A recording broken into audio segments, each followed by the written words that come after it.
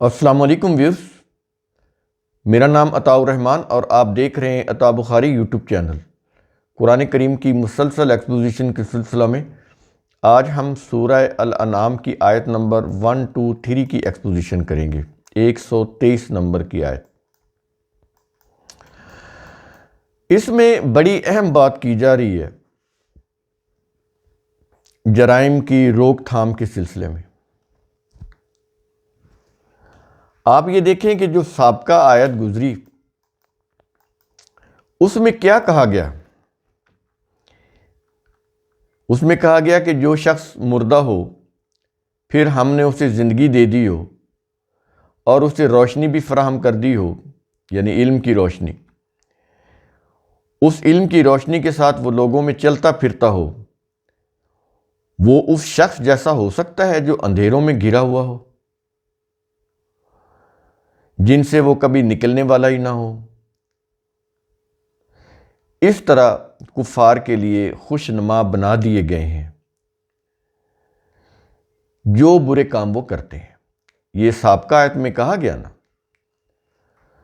تو قرآن کی جو آیات ہے نا، ان کے اندر ایک خاص ایک ربط ہے، کوہیرنس ہے، ربط، ایک کنسسٹنسی ہے اور عظیم کوہیرنس ہے۔ قرآن کی جتنی بھی آیات کڑی سے کڑی ملتی چلی جا رہی۔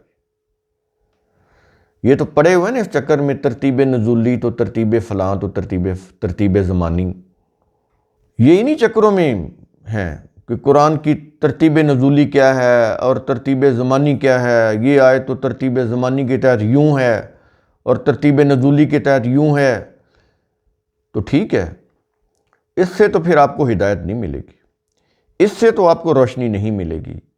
مذہب نے یہی چکر چلائے ہیں اور قرآن سے دور کر دیا۔ یہ تو جیسے ندی مسلسل چل رہی ہوتی ہے نا، یہ ہے یہ نہر رواں کہہ لیں آپ، جاری ندی، یہ جاری ہے، چل رہی ہے۔ آیات کڑی سے کڑی جیسے ملی ہوتی ایسے ملتی ہوئی آگے چلتی ہیں۔ تو پیچھے یہ بات ہوئی نا، اندھیروں میں رہنے والوں کے برعکس وہ جو روشنیوں میں رہتے ہیں، اور ان کے برعکس جو اندھیروں میں رہتے ہیں ان کا حشر کیا ہوتا ہے۔ ہم نے پورا اس کی جو وضاحت تھی پچھلے لیکچر میں ہم نے کی۔ تو بڑی اہم اور بڑی خوبصورت، بڑی دل نشیں انداز ہے قرآن کا، جہاں پر وہ تمثیل سے کوئی بات بیان کرتا ہے۔ مثال پیش کی تھی نا اس آیت کے اندر، ایک شخص کی جو اندھیروں میں رہتا ہے اور ایک شخص جو علم کی روشنی میں چلتا ہے۔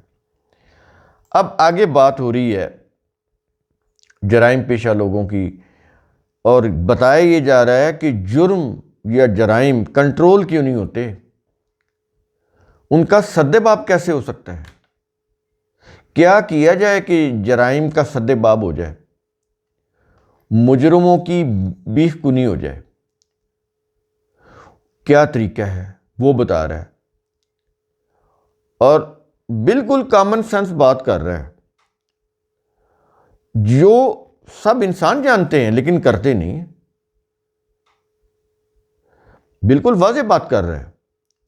تو اس میں کیا یہ رہا ہے کہ جو چیز پیش کی گئی نا اس آیت کے اندر، وہ یہ کہ ہر علاقہ میں جرائم کی روک تھام اسی صورت میں ممکن ہے۔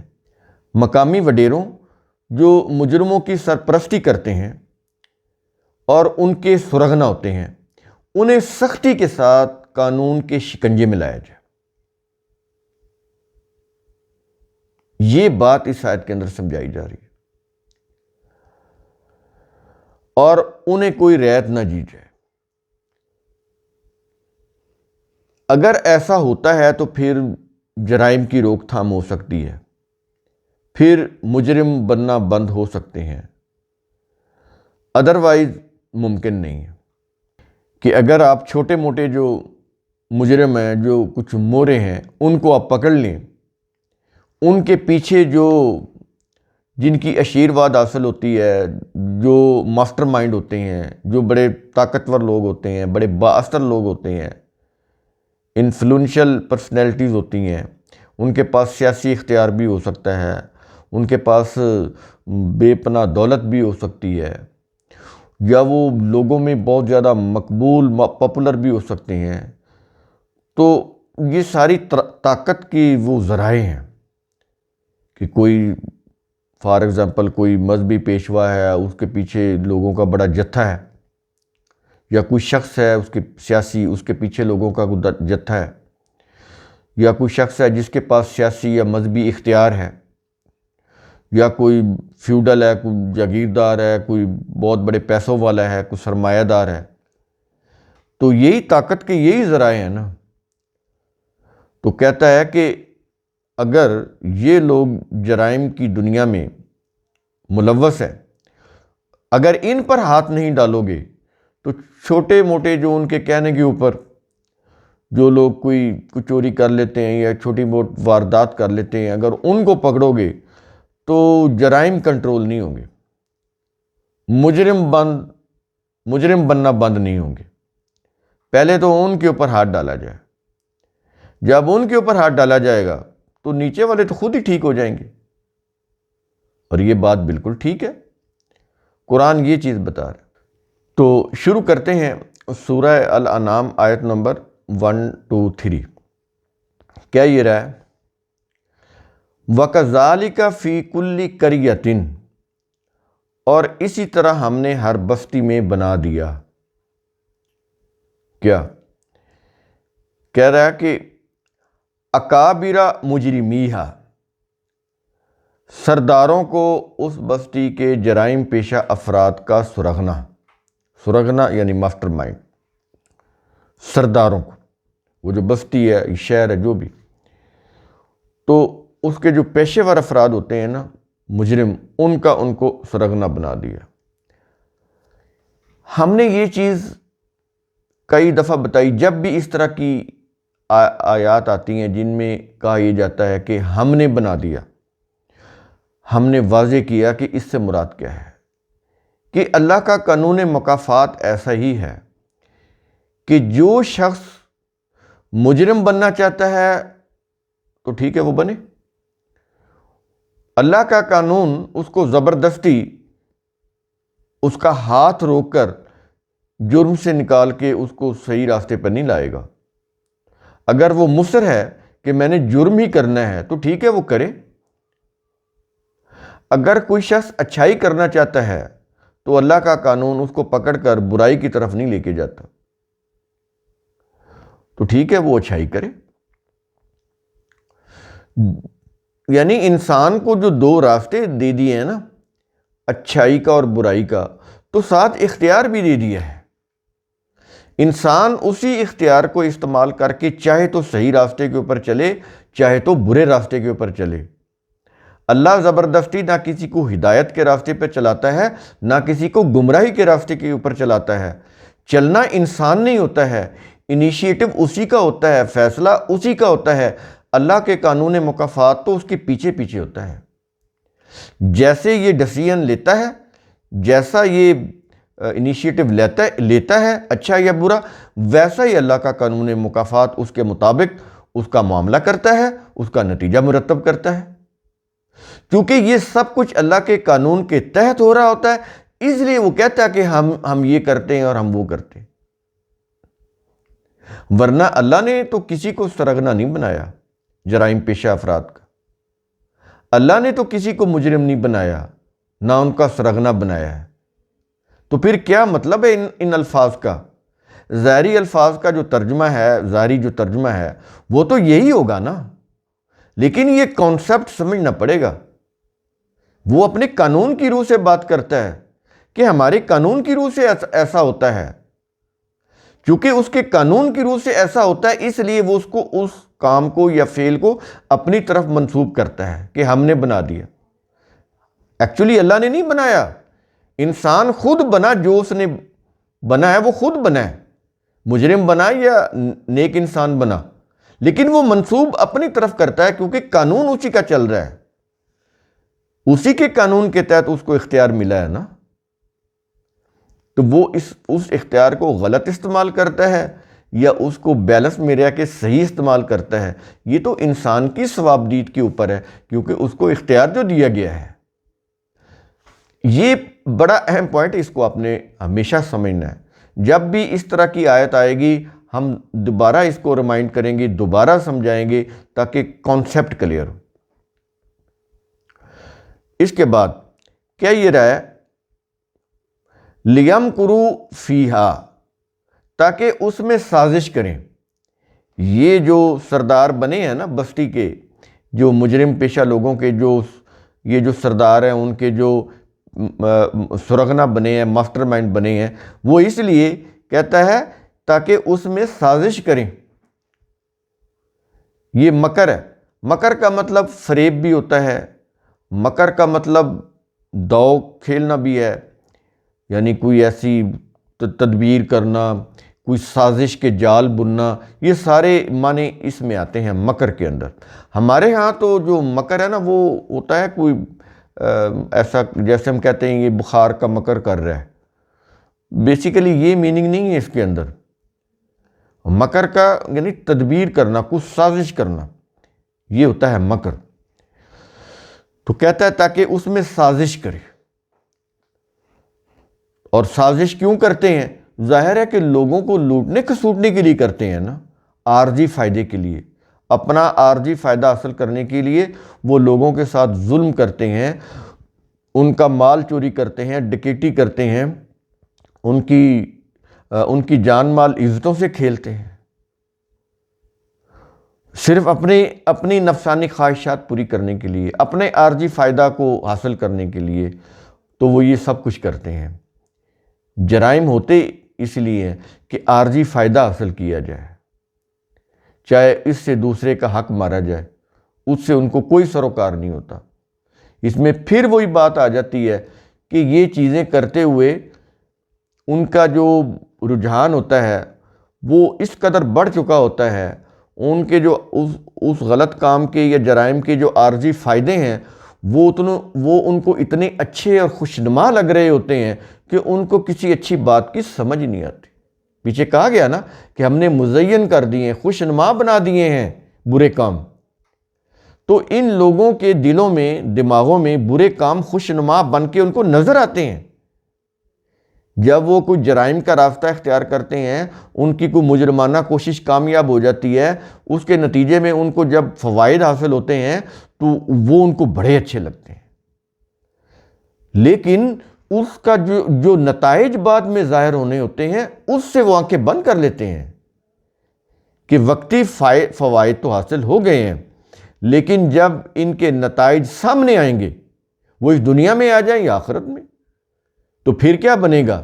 اس وقت پھر وہ مایوس ہوتے ہیں، پریشان ہوتے ہیں، پشیمان ہوتے ہیں۔ لیکن اس وقت تو پھر وقت گزر چکا ہوتا ہے، اس وقت تو پھر ان کو اپنے کیے کی سزا بھگتنی ہوتی ہے، اس دنیا میں بھی اور آخرت میں بھی۔ اگر اس دنیا کی یہ جو عدالتیں ہیں، ادھر کوئی چکمہ دے کے، کوئی پیسے لگا کے، کوئی رشوت دے کے، کوئی تعلقات سفارش کروا کے چھوٹ بھی جائے گا، تو اللہ کی عدالت تو پھر اس میں پیشی ہونی ہے، تو جان تو نہیں چھوٹے گی، وہ اپنے انجام کو پہنچ کر رہے گا۔ اس دنیا سے بچ گیا تو کیا ہوا؟ یہ دنیا کتنے دنوں کی ہے، یہ کتنے دور کی ہے؟ یہ تو انسان کی زندگی بڑی مختصر ہے، 50 سال، 100 سال، حد 100 سال کیا ہے بس، اس کے بعد کیا ہے؟ یہ دنیا تو جیسے سائنس بتا رہی ہے 14.25 ارب سال ہو گئے اس دنیا کو، آگے پتہ نہیں کتنی چلنی ہے۔ تو جو اللہ کا قانون ہے، جو اللہ کا جو اقتدار ہے، اس سے تو تم باہر نہیں نکل سکتے۔ اس کے یعنی وہ تو کہتا ہے نا کہ اگر نکل سکتے ہو تو یہ جو زمین و آسمان کی جو حدود ہیں اس سے نکل کے دیکھ لو، کہاں جاؤ گے؟ تم پیچھا نہیں چھڑا سکتے۔ جو تم نے کیا ہے برا، اس کا انجام تمہیں بھگتنا ہوگا، اس کی سزا تو تمہیں مل کر رہے گی، اس دنیا میں بھی اگر نہ ملی تو آخرت میں تو وہ مل کر رہے گی۔ دنیا میں تو اس لیے ہے نا کہ اگر انصاف پر مبنی نظام عدل نہیں ہے تو جیسا کہ ہمارے ملک پاکستان میں ہے، کوئی سزا نہیں ہے۔ جتنا بڑا مجرم اتنی بڑی اس کو فیور۔ یہ عدالتیں انصاف کرنے کے لیے نہیں بیٹھی۔ آپ دیکھ لیں عدالتوں کے اندر جتنا بھی کچھ ہو رہا ہے لوگوں کو انصاف یا عدل دینے کے لیے نہیں ہو رہا، یہاں پر مجرموں کی پشت پناہی کی جا رہی ہے، مجرموں کو بینیفٹ دیا جا رہا ہے، ان کو سہولیات دی جا رہی ہیں۔ اور سو مچ سو آپ یہ دیکھیں کہ جو حکومت کے ایوانوں میں بیٹھے ہوئے ہیں وہ کوئی ایسا بل پاس نہیں ہونے دیتے کہ مجرم کو پھانسی پر لٹکا دیا جائے۔ جس نے جرم کیا ہے اس کو عبرت ناک سزا دی جائے، وہ کبھی بھی وہ بل پاس نہیں ہونے دیں گے۔ دیکھ لیں، آپ غور کر لیں کتنے لوگ ہیں، کتنی سیاسی جماعتیں ہیں پاکستان کے اندر جو کام کر رہی ہیں، اس کے اندر مذہبی بھی جماعتیں بھی شامل ہیں جو سیاست کر رہی ہیں۔ وہ جو سیاسی مذہبی جماعتیں ہیں وہ بھی، اور جو خالص سیاسی جماعتیں ہیں وہ بھی، دونوں طرح کی جو جماعتیں ہیں وہ کبھی بھی نہیں چاہیں گی کہ مجرموں کے اوپر ہاتھ ڈالنے کے لیے ایک سخت قانون کا شکنجہ تیار کیا جائے، کبھی بھی وہ بل پاس نہیں ہونے دیں گے۔ طالبان نے اس ملک کی حالت کیا کر دی ہے، لیکن دیکھ لیں یہ طالبان کے اوپر کبھی بھی بل نہیں بنائیں گے۔ اور کتنے ہمارے نوجوان یہ شمالی وزیرستان ہے یا یہ جو گلگت اور آگے یہ باجوڑ ایجنسی ہے، کتنے سینکڑوں ہزاروں ہمارے اس نوجوان جو ہیں وہ اس وطن کی رکھوالی نگہداشت کرتے ہوئے اپنی جان کا نذرانہ پیش کر کے چلے گئے ہیں۔ اس کے باوجود اور کتنے پھر آپریشن ہوئے ہیں، ان کے اوپر کتنے پیسے لگے ہیں، کروڑوں اربوں روپے لگ چکا ہے ان آپریشن کے اوپر، لیکن اس کے باوجود ان کو لا کے بسایا جا رہا ہے پشاور میں، اور وہ قتل و غارت گری کا بازار گرم کیے ہوئے ہیں۔ کوئی ان کو بین کرنے کے لیے تیار نہیں ہے، اس ملک سے نکالنے کے لیے تیار نہیں۔ کیوں؟ کہ ان کو فائدے ہیں، وہ اپنے فائدے کے لیے لوگوں کو مروائیں گے، قتل کروائیں گے، بدامنی پھیلائیں گے، لیکن ان کو نہیں نکالیں گے۔ کیا چیز ہے یہ؟ کبھی سوچئے گا۔ تو کوئی بھی قانون جس سے عوام کو عدل ملے، انصاف ملے، نہ پارلیمنٹ میں وہ بنایا جائے گا، نہ عدالتیں جو ہیں اس کے اوپر آئے گی، کوئی بھی نہیں۔ یعنی وہ جو سپریم جو ادارہ ہے وہ تو پارلیمنٹ ہے نا، قومی اسمبلی ہے، پھر پارلیمنٹ ہے، نہ وہاں سے کوئی بل پاس ہوگا، قانون بنے گا، اور نہ ہی عدالتیں جو ہیں جو اویلیبل قانون ہے جو بنا ہوا ہے آئین، نہ اس کے مطابق کام کریں گی۔ اپنے فائدے کے لیے وہ مجرموں کو دن رات رعایت دے رہی ہیں۔ اس لیے پاکستان کی عدالتی جو نظام ہے وہ دنیا کے سب سے آخری نمبر کے اوپر ہے، اور مراعات میں دنیا کے پہلے نمبر کے اوپر ہے۔ اتنی مراعات، اور بدلے میں ان کا حشر یہ ہے، ان کا سٹیٹس یہ ہے کہ دنیا کے آخری نمبر کے جو کرپٹ ترین عدالتی نظام ہے جن ملکوں کا، ان میں ان کا شامل ہوتا ہے، ان میں یہ پہلے نمبر پہ ہے۔ اور کارکردگی کے اعتبار سے، عدل کے اعتبار سے زیرو، لیکن اپنی مراعات کے اعتبار سے وہ سب سے آگے۔ کام کچھ نہیں، صرف اپنے کام کرنے ہیں، اپنے منظور نظر لوگوں کو رعایتیں دینی ہیں، انہی کے کیس لگا کے ان کو آؤٹ آف دا وے جا کے سہولیات مہیا کرنی ہے۔ یہ کام ہے ہماری عدلیہ کا۔ ہزاروں لاکھوں کیسز پڑے ہوئے ہیں اور لوگ جیلوں میں سڑ رہے ہیں، ان کا کوئی کیس سننے کے لیے تیار نہیں ہے۔ یہ ہے ہمارا عدالتی نظام۔ تو یہ پھر حالت ہو جاتی ہے اس قوم کی۔ تو اس طرح سے قرآن کریم جو ہے یہ رہنمائی فراہم کرتا ہے انسانوں کو کہ ایسا کچھ نہ کرو کہ تم اس لیول کے اوپر چلے جاؤ کہ نہ عدل رہے، نہ انصاف رہے، نہ امن رہے، اور بدامنی ہو، بے انصافی ہی بے انصافی ہو، سازشوں کے جال بنے جا رہے ہوں، مجرم جو ہیں وہ کھلے عام دندناتے پھر رہے ہوں، لوگوں کی جان مال عزت آبرو آئے دن وہ لوٹی جا رہی ہو، اور کوئی پوچھنے والا نہ ہو۔ تو کہتا ہے کہ یہ کچھ کرتے ہو، ان لوگوں کو اب کہا یہ جا رہا ہے، کہتا ہے وَمَا يَمْكُرُونَ إِلَّا بِأَنفُسِهِمْ، دراصل وہ اپنے سوا کسی اور کے خلاف سازش نہیں کرتے۔ یہ سمجھے قرآن بات کیا کہہ رہا ہے کہ وہ اپنے سوا کسی اور کے خلاف سازش نہیں کرتے، یعنی یہ جتنے بھی سازشوں کے جال بنتے ہیں بالآخر یہ اسی جال میں خود پھنسیں گے، اپنے ہی بنائے ہوئے سازشوں کے جال میں یہ خود آ کر پھنسیں گے۔ اندازہ لگا رہے ہیں قرآن کیا بات کر رہا ہے؟ وہ آپ نے سنا نا کہ جو کسی کے لیے گڑھا کھودتا ہے بالآخر وہ اسی گڑھے میں خود گرتا ہے۔ یہ اس کا معنی ہے کہ جو جال وہ بنتے ہیں اسی جال میں پھر وہ خود بھی پھنستے ہیں۔ جب ان کا دور ختم ہو جاتا ہے، جب ان کا اقتدار چلا جاتا ہے، تو پھر دیکھیں ان کے ساتھ حشر کیا ہوتا ہے۔ جو جال انہوں نے بنائے ہوتے ہیں، جس قسم کی انہوں نے قانون پاس کروائے ہوتے ہیں اپنے فائدے کے لیے، وہی قانون ان کے گلے کی ہڈی بن جاتے ہیں۔ اس لیے آیت کے آخر میں کہتا ہے وَمَا يَشْعُرُونَ، لیکن وہ شعور نہیں رکھتے۔ اگر شعور سے کام لیتے، ہم نے عقل دے، اگر سوچتے سمجھتے تو انصاف سے کام لیتے، سازشیں نہ بنتے، تعمیری کام کرتے، عدل و انصاف سے کام لیتے، ظلم نہ کرتے، اچھا برتاؤ کرتے، قانون کی حکمرانی کو اڈاپٹ کرتے، قانون کی اطاعت کرتے، رول آف لا کے اوپر چلتے، تو اس سے یہ ہوتا کہ وہ ان کی زندگی عافیت سے گزرتی، دنیا میں امن چین سکون سے رہتے، لیکن انہوں نے اس سے انحراف برتا۔ کیوں کہ شعور سے کام نہیں لے رہے، عقل و فکر سے کام نہیں لے رہے۔ اللہ نے جو روشنی دی ہے، جو علم کی روشنی اپنی کتاب میں دی ہے، اس سے فائدہ نہیں اٹھاتے، اس کی کتاب میں جو اس کے احکام ہیں اس کو نہیں مانتے، اس کی گائیڈنس کو، انسٹرکشنز کو فالو نہیں کرتے، تو یہ حالت ہوگی ان کی۔ بڑی قابل غور ہے۔ تو قرآن کریم کا اصول ثم تتفکروا، اس کی روح سے آپ خود بھی سوچا کریں، سمجھا کریں، غور و فکر کیا کریں۔ شکریہ۔